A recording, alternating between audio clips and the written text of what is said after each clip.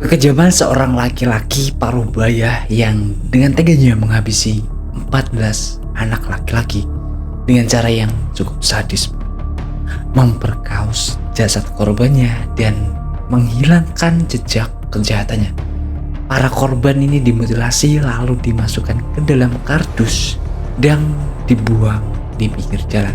Dan kasus ini kala itu cukup membuat heboh warga Jakarta kala kasus kejahatannya ini terungkap. Lantas gimana tragedi dan kronologi lengkapnya tentang kasus ini?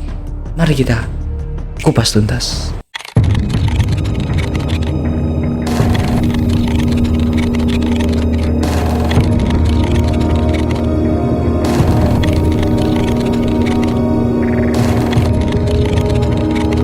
Semuanya itu bermula pada Jumat 8 Januari 2010 saat matahari mulai terbit dan waktu itu menunjukkan sekitar jam 5.45 waktu Indonesia Barat. Seorang pengendara motor yang bernama Abdi Alfri ini sedang dalam perjalanan berangkat kerja dari rumahnya yang berada di kawasan Cakung, Jakarta Timur. Dan setiap hari juga ia melintasi Jalan Inspeksi Kanal Timur Cakung yang terletak di sepanjang banjir Kanal Timur atau BKT. Perjalanannya itu terhenti ketika bungkusan kardus kemasan air mineral di pinggir jalan itu menarik perhatiannya. Kardus itu tergolek tepat di samping jembatan yang menghubungkan Jalan Inspeksi dan Jalan Banjir Kanal Timur yang masuk wilayah Harapan Indah, Bekasi. Keadaan kardus yang diikat tali plastik warna kuning itu membuat Abdi ini penasaran dan sambil bergumam dalam batinnya, siapa nih yang meninggalkan belanjaannya di pinggir jalan seperti ini? Dari dalam kardus itu menyembullah bungkusan plastik berwarna hitam yang seolah dipaksakan masuk gitu pak. Ya sudah terdapat lalat juga gitu yang mengerubunginya. Dan juga ada cairan yang udah merembes ke bawah kardus. Abdi yang penasaran dengan apa yang ada di dalam kardus itu, kemudian dia langsung membuka ikatan kardus dan begitu juga plastik yang ada di dalam kardus itu.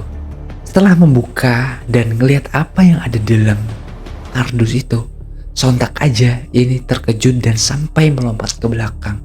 Setengah tak percaya dengan apa yang dilihatnya karena ternyata di dalam kardus itu didapati beberapa potongan tubuh manusia tanpa kepala yang masih segar dibungkus plastik. Abdi lalu berteriak warga-warga yang hilir mudik di jalan pagi itu pak. Nah ia menceritakan penemuan potongan tubuh manusia di dalam kardus dan seketika tempat itu dikerumuni warga yang ingin melihatnya. Sebagian juga ada yang menghubungi kepolisian. Dalam hitungan menit polisi dari Polsek Cakung itu pun tiba. Setelah melakukan olah TKP, polisi ini memastikan isi kardus itu adalah potongan kaki dan tangan bocah berumur 6-12 tahun. Nah, seusai olah TKP, polisi ini membawa potongan tubuh anak kecil itu ke kamar jenazah RS Cipto Mangkusumo, Jakarta Pusat. Keesokan harinya, warga ini digegerkan kembali oleh penemuan Bapak Bahtiar, yaitu kepala anak kecil di dalam plastik berwarna putih dirawat teratai, tepatnya di pinggir jembatan Warung Jengkol Kelapa Gading Cakung. Polisi langsung menyimpulkan dua penemuan potongan tubuh dan potongan kepala anak lelaki itu saling berkaitan, dan ini merupakan korban kejahatan yang cukup sadis. Polisi langsung membentuk tim penyidik untuk mengungkap pembunuhan mutilasi tersebut, dan benar aja tak membutuhkan waktu lama, kasus ini segera menemukan titik terang. Polisi menerima laporan dari salah satu seorang warga Gang Ketut RT 4 RW 7 Cakung yang mengaku kehilangan anaknya bernama Ardiansyah berumur 9 tahun. Nah, polisi ini langsung melakukan tes DNA di kedokteran Polri dan visum repetrum di instalasi kedokteran forensik RS Kepolisian Dr. Sukatmo. Hasilnya ternyata cocok. Setelah mengantongi identitas korban yaitu bernama Ardiansyah yang merupakan anak biologis dari Indra dan Nur Hamidah. Nah, siapa yang tega membunuh dan memutilasi Ardiansyah? Lalu apa motif di baliknya? Saat dimintai keterangan, orang tua korban ini menceritakan kalau anaknya ini sering mengamen di terminal Pulau Gadung.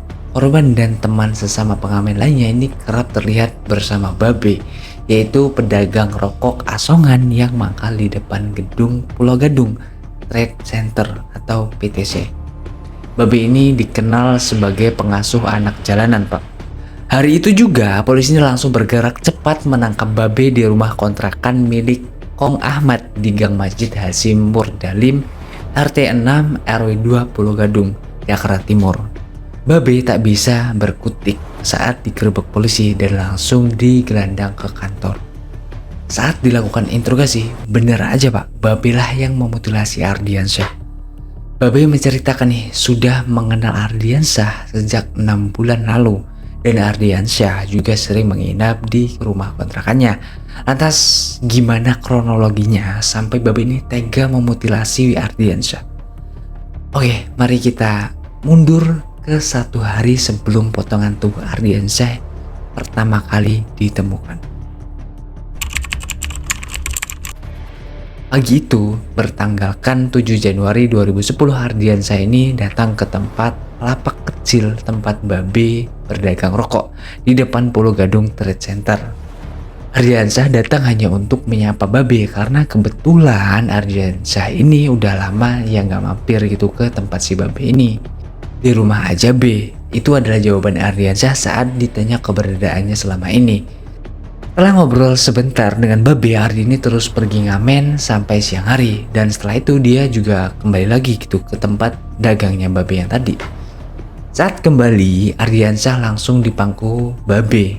Rambutnya dielus dan disisir lembut oleh jari Babe. Kebetulan saat itu anak-anak pengamen yang ditampung di kontrakan Babe lainnya, DS, AP, dan WK sedang berada di sekitar sana.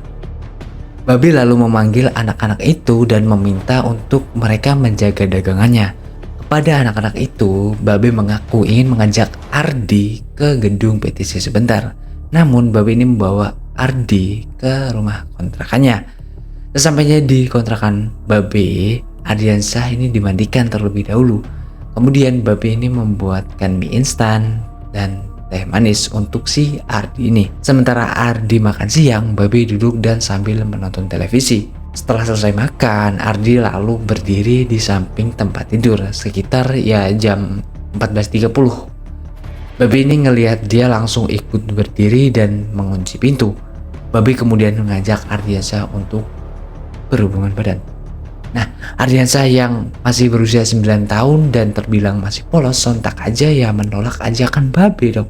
Babe yang kecewa atas penolakan Ardiansyah, lalu dia ini mengambil tali plastik berwarna hitam yang ada di bawah rak baju di dekatnya. Dan ketika Ardiansyah lengah, Babe ini langsung menjerat leher Ardiansyah dari belakang.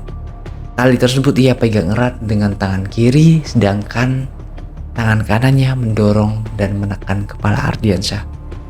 Tak berselang lama, tubuh Ardiansyah ini lemas dan bernyawa, Pak, karena kehabisan oksigen.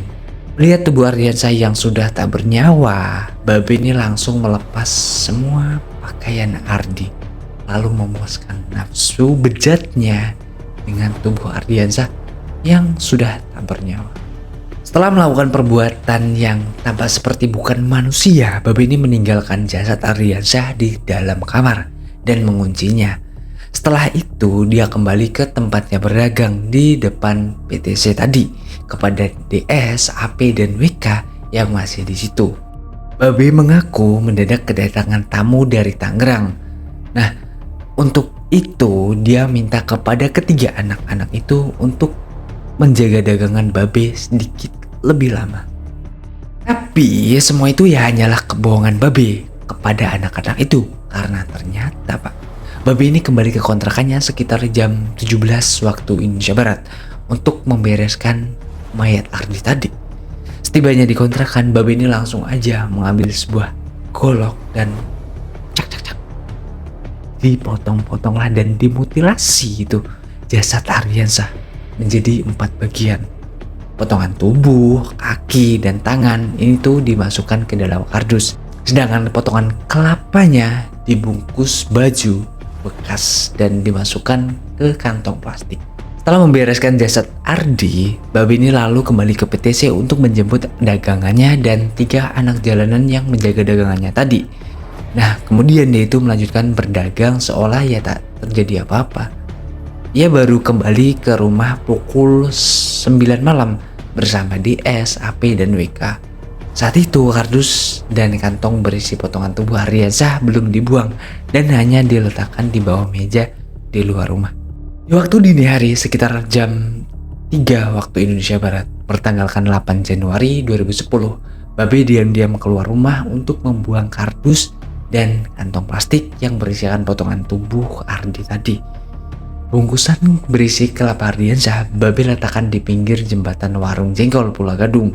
Sedangkan kardus berisi potongan tubuh Ardiansyah dibawa Babe ke Cakung untuk dibuang di dekat jembatan Kanal Timur. Dan kurang lebih 2 jam setelahnya, potongan tubuh Ardiansyah yang di dalam kardus itu ditemukan.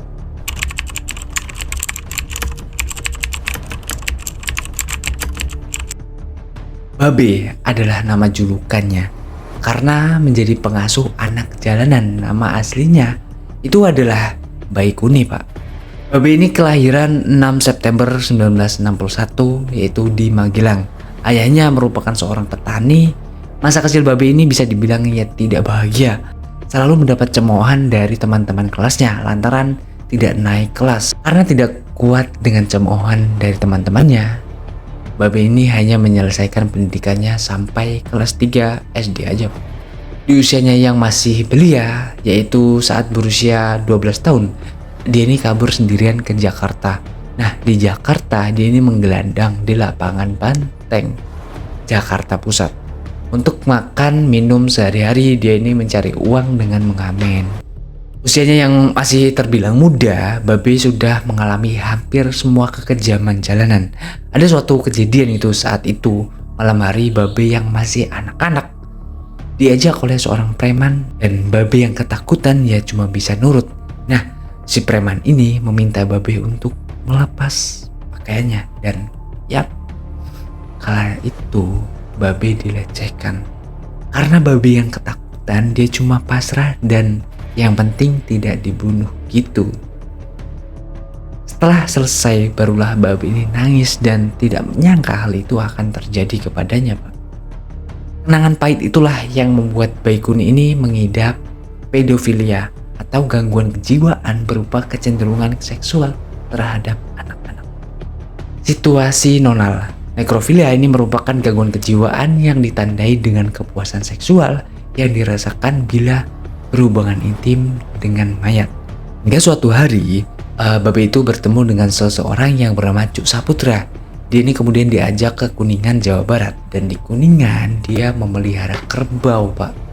Di Kuningan inilah Babe diperkenalkan Cuk Saputra dengan jodohnya, seorang wanita yang sangat dicintainya. Babe menikah di usia 21 tahun, tetapi di dalam pernikahannya Babe dipenjara trauma. Dan mohon maaf, Babe tidak mampu berhubungan layaknya suami istri sampai istri itu meninggal dunia. Ditinggal mati sang istri, Babe kemudian kembali ke ibu kota. Menjajah lagi ke Jakarta, dia ini memulai hidupnya di kawasan terminal Pulau Gadung, menjadi penjual rokok dan pengasuh anak jalanan. Dan di sanalah hasrat seksual yang menyimpang kian menjerat Baikuni. Bila hasrat seksualnya datang, dia ya tidak perlu jauh-jauh mencarinya. Dia tinggal mengambil satu anak jalanan yang diasuhnya. Dan benar aja, pemuasan hasratnya berujung ke pembunuhan. Dia membunuh para anak-anak yang menolak ajakannya untuk bersetubuh. Jasadnya ada yang dibuang begitu aja dan sebagian ada yang dimutilasi. Jumlah korbannya yang juga tidak tanggung-tanggung. Sejauh ini korban pembunuhan Babe ini berjumlah 14 orang. Oke, mari kita bahas para korbannya. Babe mulai mengeksekusi para korbannya sejak tahun 1993 dan korban pertamanya bernama Adit yang berusia 12 tahun. Jasadnya itu ditinggalkan begitu aja di kuburan Rawarate, Pulau Gadung, Jakarta Timur. Tahun berselang, di tahun 1954, Ferry dan Dolly lah yang menjadi korban kekejaman babe. Selanjutnya, keduanya itu sama-sama masih berusia 11 tahun. Mereka ini dieksekusi di rawa di kawasan industri Pulau Gadung dan di tanah kosong dekat bengkel Cakung, Jakarta Timur. Di tahun 1995, babe kembali mengeksekusi 2 anak sekaligus. Kiki yang berusia 11 tahun dan Irwan Imron berusia 12 tahun. Kiki dibunuh di tanah kosong di Kupar Cakung, sedangkan Irwan dibunuh di kebun kosong di Bayan Purworejo, Jawa Tengah. Di tahun 1998, babe ini tuh membunuh 2 anak jalanan yang bernama Ardi berusia 11 tahun dan Aris berusia 11 tahun juga. Keduanya dieksekusi babe di sekitar Kali Cibalok, Ciwaru, Kuningan, Jawa Barat. Gus Sepudin yang berusia 13 tahun dan Riki yang berusia 9 tahun. Pada rentan tahun 2004 sampai 2005, mereka menjadi korban babe selanjutnya. Teguh dieksekusi babe di Dusun Bugelan, Desa Mangunrejo, Kajoran, Magelang, dan Riki dieksekusi babe di kontrakan babe sendiri. Di tahun 2007, babe ini kembali beraksi dan mengeksekusi 2 anak jalanan. Pada tahun yang sama, yaitu Yusuf yang berusia 7 tahun dan Adi yang berusia 12 tahun di kontrakan babe mereka itu dieksekusi. Puas dengan 11 korbannya, babe kembali beraksi di tahun 2008 dengan mengeksekusi anak jalanan yang bernama Rio yang berusia 12 tahun dan Arif yang berusia 7 tahun. Di rumah kontrakan babe, kedua anak jalanan itu dieksekusi.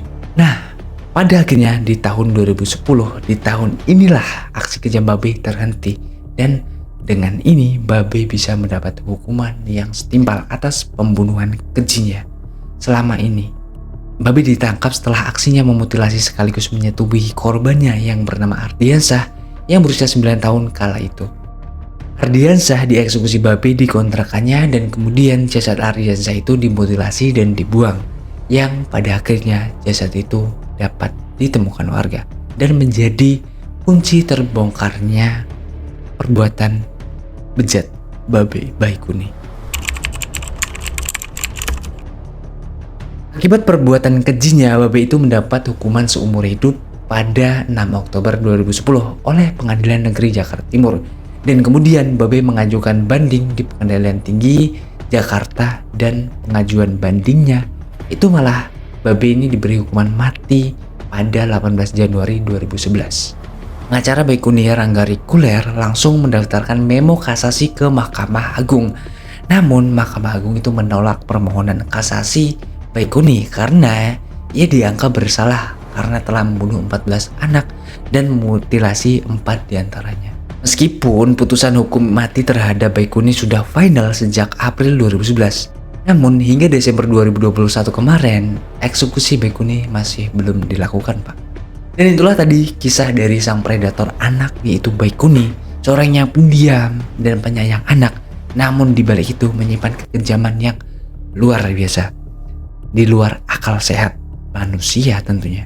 Sekian dari pembahasan kasus ini, dan itulah yang bisa gue sampaikan dari rangkuman berbagai sumber yang ada.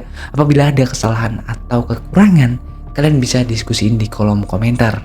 Dan kalian punya informasi lain atau pendapat lain tentang kasus ini, kalian boleh juga nih jelasin di kolom komentar. Nah, buat kalian yang mau request kasus apa lagi yang akan gue bahas, silahkan ketik di kolom komentar. See you next video, dan jangan lupa klik tombol subscribe, itu gratis, Pak. Oke?